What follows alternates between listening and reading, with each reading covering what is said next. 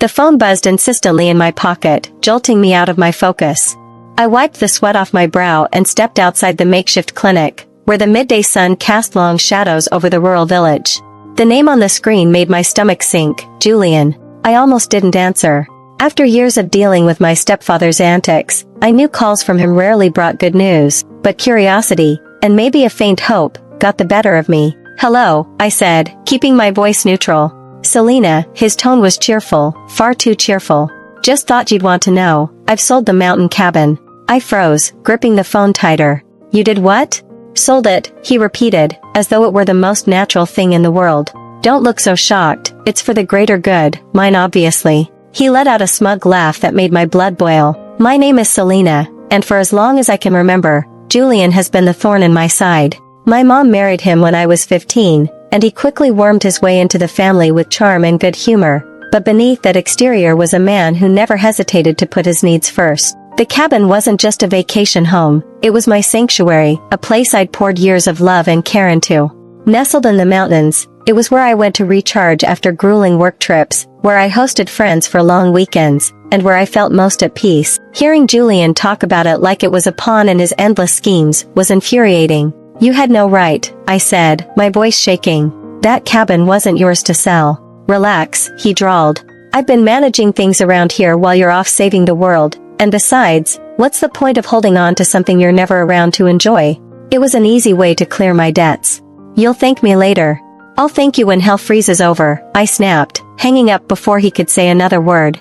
I paced back and forth, trying to calm the storm of emotion swirling inside me. Julian's audacity knew no bounds, but this time, he'd crossed a line. What he didn't know, and what I intended to keep to myself for now, was that the cabin wasn't entirely mine to sell. My best friend, Maria, was co-owner, and the legal agreement we'd set up years ago explicitly required both our signatures for any sale to go through.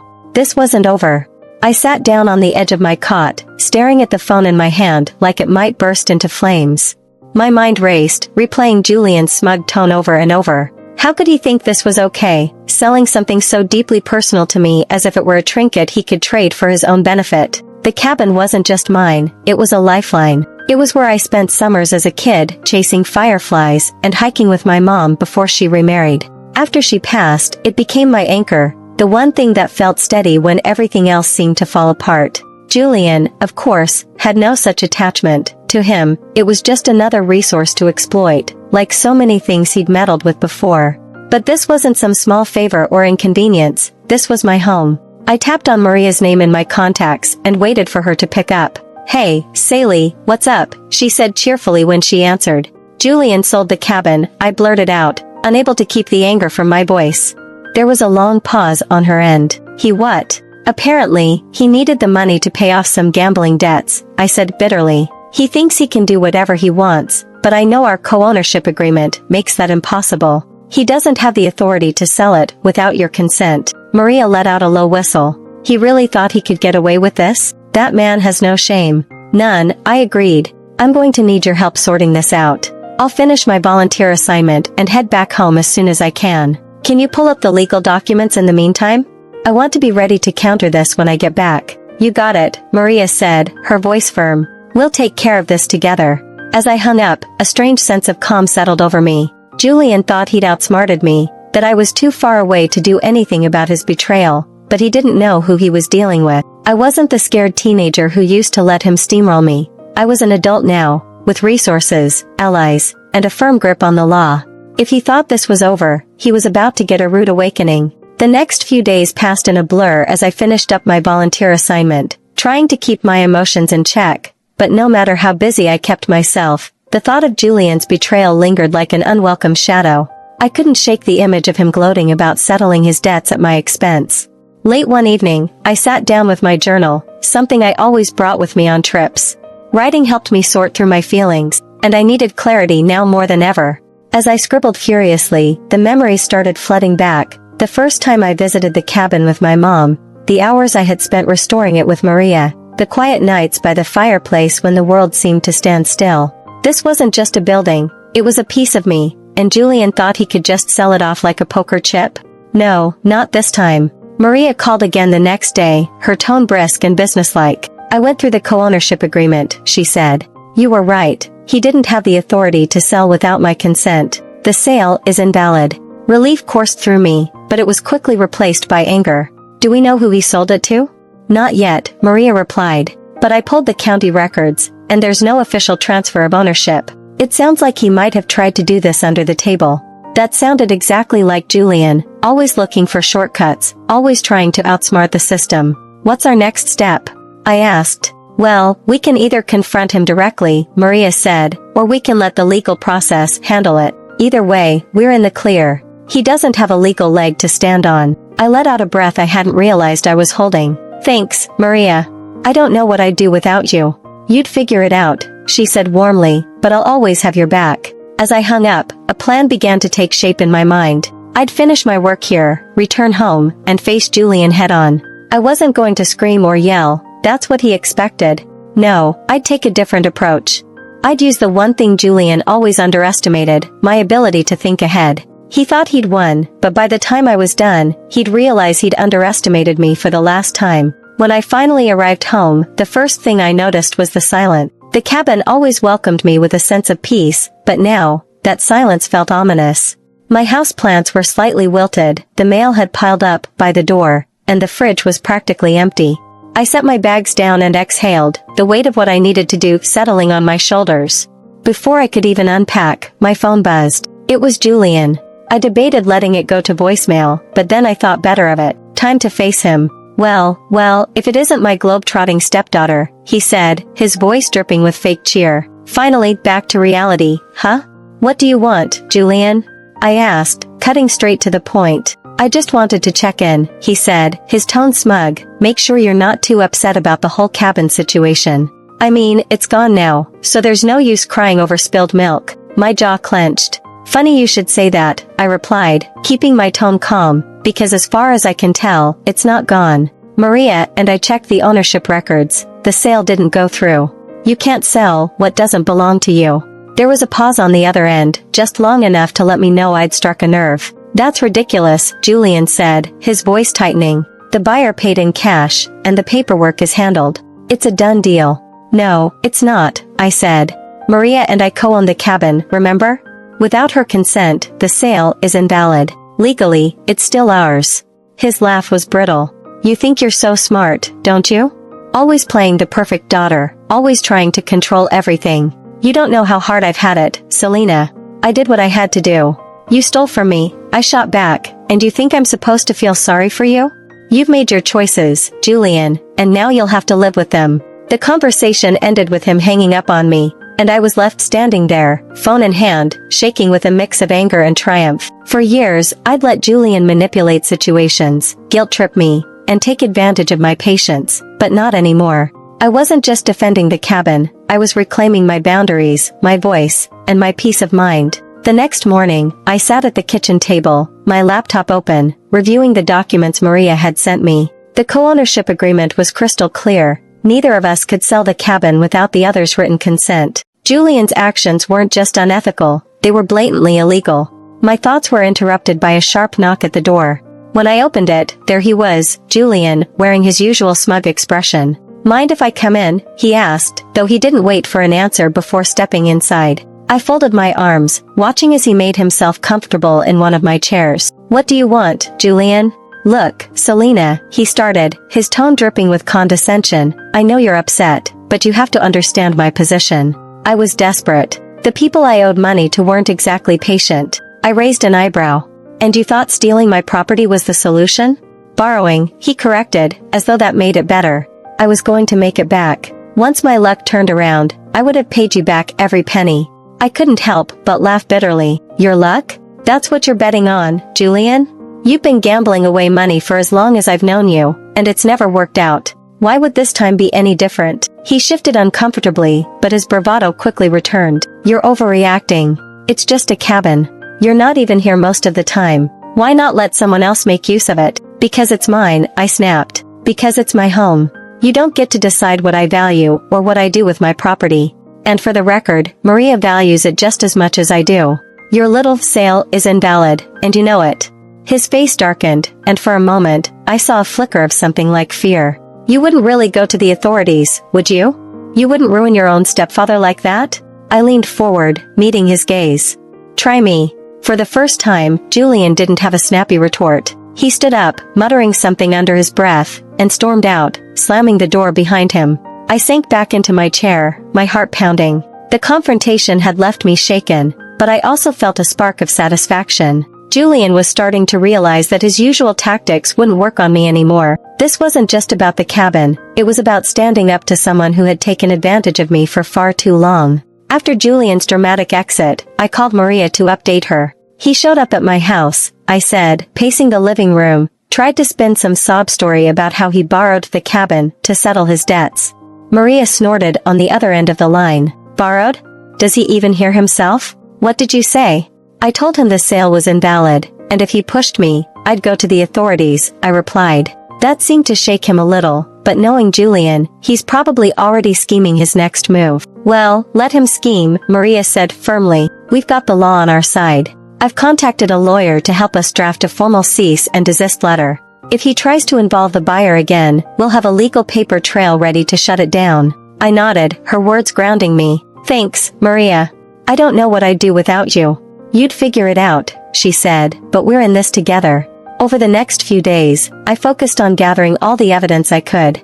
I documented the co-ownership agreement, collected screenshots of text messages Julian had sent about the sale, and even tracked down the real estate agent who had been involved. When I contacted the agent, her voice was tense. Look, I didn't know the full situation, she said quickly. Julian told me he had permission to sell. If I'd known the cabin had a co-owner, I never would have touched the deal. Well, now you do, I said, keeping my tone even.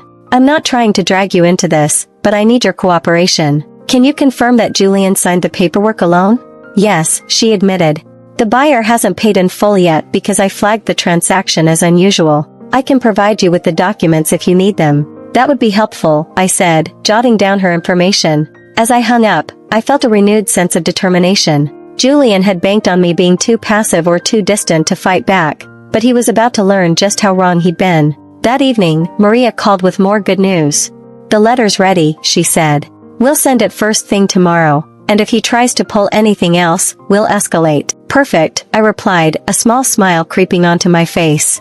For the first time in weeks, I felt like I was gaining control of the situation. Julian thought he could steamroll me, but he was about to find out that I wasn't so easily defeated. The next morning, Maria and I finalized the cease and desist letter and sent it to Julian. The language was clear and unyielding. Any further attempts to claim ownership of the cabin or engage the buyer would result in legal action. I imagined his reaction when he received it, probably a mix of outrage and disbelief. For years, he'd gotten away with manipulating and intimidating people into submission, but this time, he was up against a wall he couldn't charm his way through.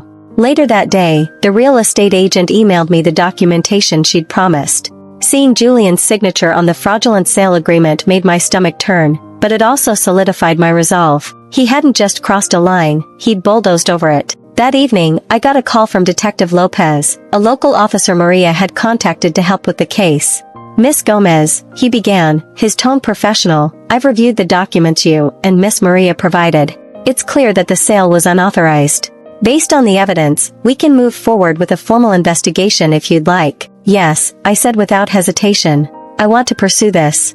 Detective Lopez continued, we'll start by contacting the buyer and explaining the situation. If Julian continues to interfere, we'll escalate to criminal charges for fraudulent misrepresentation. Thank you, Detective, I said. Please let me know if you need anything else from me. As I hung up, I felt a mix of relief and anticipation. The wheels were in motion now, and there was no turning back. The next day, Julian called. His voice was laced with anger, but there was an edge of desperation beneath it. Do you have any idea what you've done, Selena? He demanded. You're ruining everything. No, Julian, I replied calmly. I'm protecting what's mine. You did this to yourself. You've always been so ungrateful, he sneered. I stepped in when your mom couldn't handle things, and this is how you repay me? I couldn't help but laugh bitterly. You didn't step in, Julian, you took over. You manipulated, lied, and used people to get what you wanted, and now you're paying the price. He started to argue, but I cut him off. This conversation is over. If you have anything else to say, take it up with my lawyer. I hung up and leaned back in my chair, my heart racing. Julian's days of pushing me around were over, and I was finally in control. 2 days later, Detective Lopez called me with an update. "Miss Gomez, we've spoken with the buyer, and they've agreed to halt the transaction. They were unaware of the co-ownership agreement and are willing to cooperate with any further investigation." Relief flooded through me. That's great news. Does this mean the sale is officially voided? Yes, he confirmed. The cabin remains under your and Maria's ownership. However, we'll need to keep the case open to address your stepfather's fraudulent actions. Do you wish to press charges? I hesitated for only a moment. Yes, I said firmly. I want him held accountable. Understood, Detective Lopez said. We'll proceed accordingly. Thank you for your cooperation. After the call, I let out a deep breath. For the first time in weeks, I felt a sense of calm returning. The cabin was safe, and Julian's schemes were unraveling. Later that afternoon, I called Maria to share the news. The sale is officially void, I told her. The buyer's backing out, and the cabin is ours again. That's a huge win, Maria said, her excitement evident. But what about Julian? The police are moving forward with their investigation, I explained. He is not getting away with this. Good, she said. It's about time someone stood up to him. Her words stuck with me long after we hung up. For years, I'd let Julian get away with so much. His manipulations, his entitlement, his complete disregard for boundaries. But this time, I'd fought back, and it felt like a turning point, not just for this situation, but for how I approached everything in my life. That evening, I went to the cabin for the first time since coming home. Stepping inside, I felt an overwhelming wave of emotion. The smell of the wood panels, the familiar creak of the floorboards, it all reminded me of why this place meant so much to me. I sat by the fireplace, letting the quiet of the mountains wash over me. This was my haven, the place where I built memories, celebrated milestones, and found peace in the chaos of life, and it was still mine, no thanks to Julian. For the first time, I let myself smile. I wasn't just reclaiming a property, I was reclaiming a part of myself. A week later, Detective Lopez called with the final update. Miss Gomez, I wanted to let you know that your stepfather has been formally charged with fraudulent misrepresentation and attempted theft of property. He'll be required to appear in court, and based on the evidence we've gathered, the case against him is strong. Hearing those words brought a mix of emotions, relief, vindication, and even a touch of sadness. Thank you for everything, Detective, I said sincerely. You handled this situation with a lot of strength, he replied. It's not easy to stand up to family, but you did the right thing. After the call, I sat quietly for a while, processing the weight of everything that had happened. Julian had been such a constant force in my life for years, albeit a toxic one, and now, I was finally free from his manipulations. The next day, Maria and I met at the cabin. She'd brought a bottle of wine to celebrate, and we sat on the porch overlooking the mountains.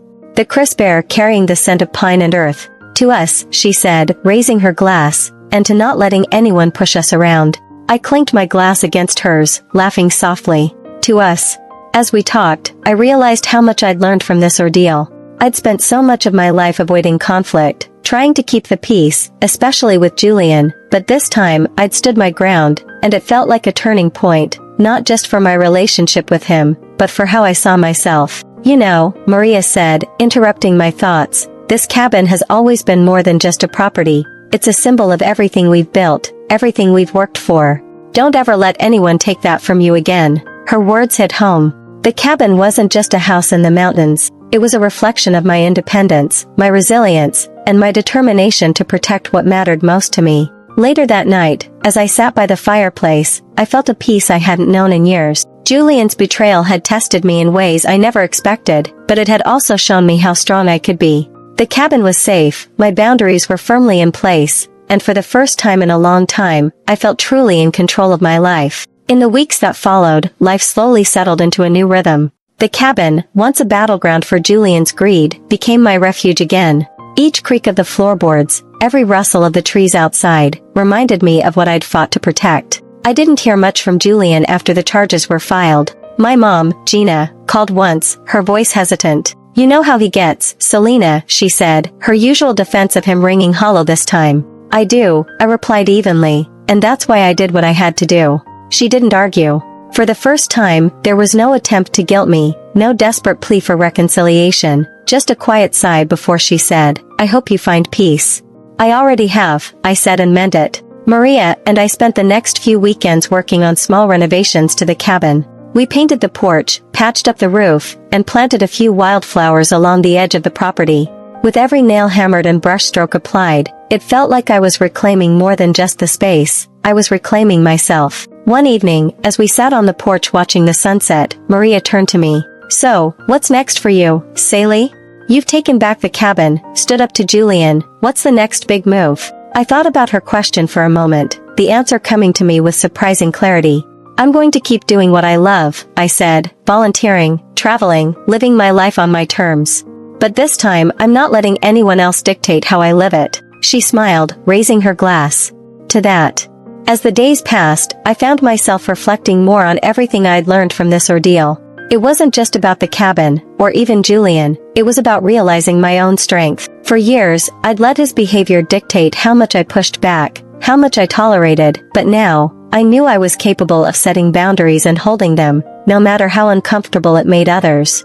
The cabin stood as a symbol of that growth, a reminder that I didn't have to sacrifice my peace or my values for anyone else's comfort. One evening, as the sun dipped below the mountains, I stood on the porch, breathing in the cool, pine-scented air. For the first time in years, I felt truly at home, not just in the cabin, but in my own life.